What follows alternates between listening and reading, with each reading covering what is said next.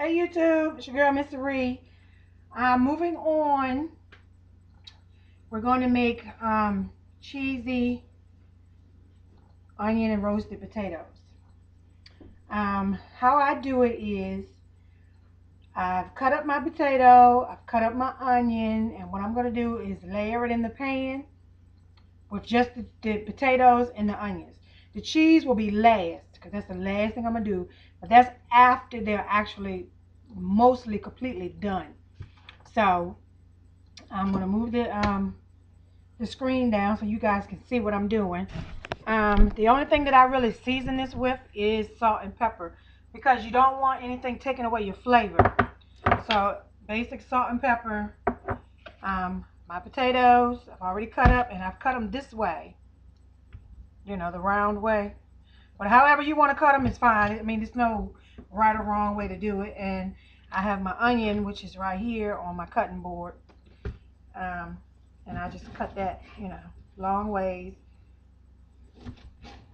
And then just, you know, as small as you like them. You know, some people like to cut them up to the point where they can't see them. So basically what I'm doing, oh, and you will need butter. For this recipe, you will need butter, which I need to get. Which is still all the way over here in the refrigerator. And for this recipe, I use real butter. You don't have to. You use whatever butter you want. But I use real butter because it just gives it a whole different flavor and a whole different taste. And basically it's the little ingredients that you need. So what I'll do is I'll lay down some potatoes. You can spray your pan first if you want to. I do sometimes I don't. As you noticed today, I did not. So I just layer them. Salt, pepper, to, you know, season it to your liking, how your family eats them.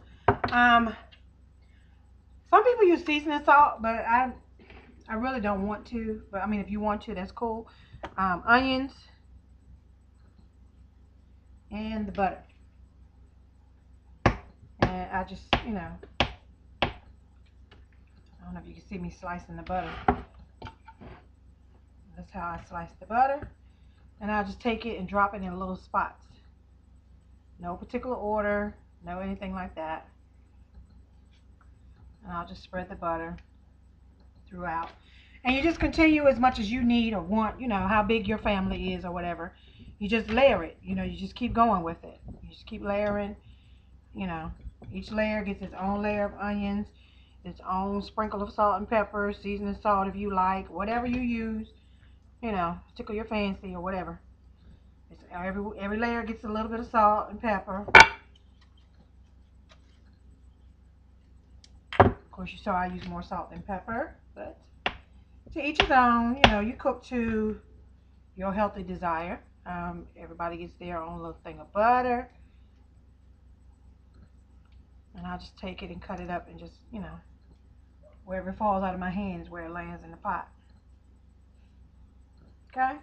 Now, the chicken, mind you, is already cooking. It should be halfway done because, of course, the chicken is going to take longer than the potatoes. So, you don't want to put them in at the same time if you can help it. I mean, if you want to cook it all at one time, that's, you know, to each his own. You know, your kitchen is your personal sanctuary. That's what I call mine, because this is where I spend a lot of my time. This is my personal sanctuary. So, and then I'll take my last little bit of onions. And you could do a lot of onions, a little bit of onions, you know, it's just up to you. But my husband and I, we love onions.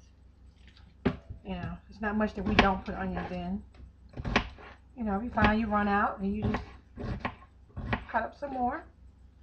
And being that this is my last layer, I've got plenty of onion. So you take that and you spread it. And you salt and pepper it as usual. And here's your pepper.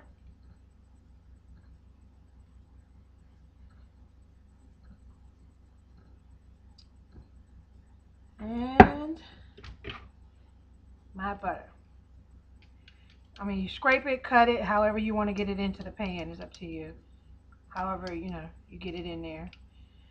Most of the time when I'm cooking, I usually use my, wait, it's sliding out of my hand, my move over butter.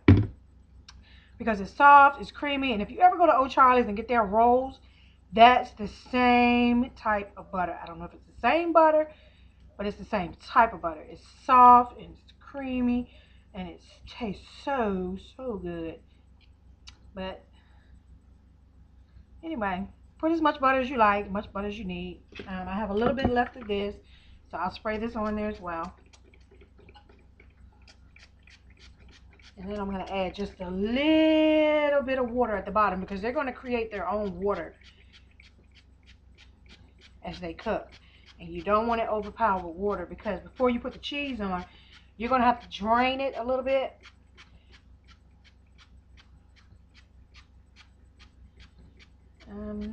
I think I got enough potatoes where I don't need to add water. But, you know, if you want to add water, you will. So right now what I'm going to do is cover it. And it's going to go in the oven with the chicken. And like I said, it doesn't take as long as the chicken. So they should both get done about the same time because my chicken is just about done anyway. And this little fellow will go over here and go into the oven. Then I'm going to take a peek at my chicken. Let's see if I can get you all over here to see what the chicken looks like. Let's see if you can see. Oops, I'm dropping stuff. Can you see the chicken? Let's see if you can see the chicken. That's the chicken. Okay. What I'm going to do now is really I'm going to baste it with the juices that's in there.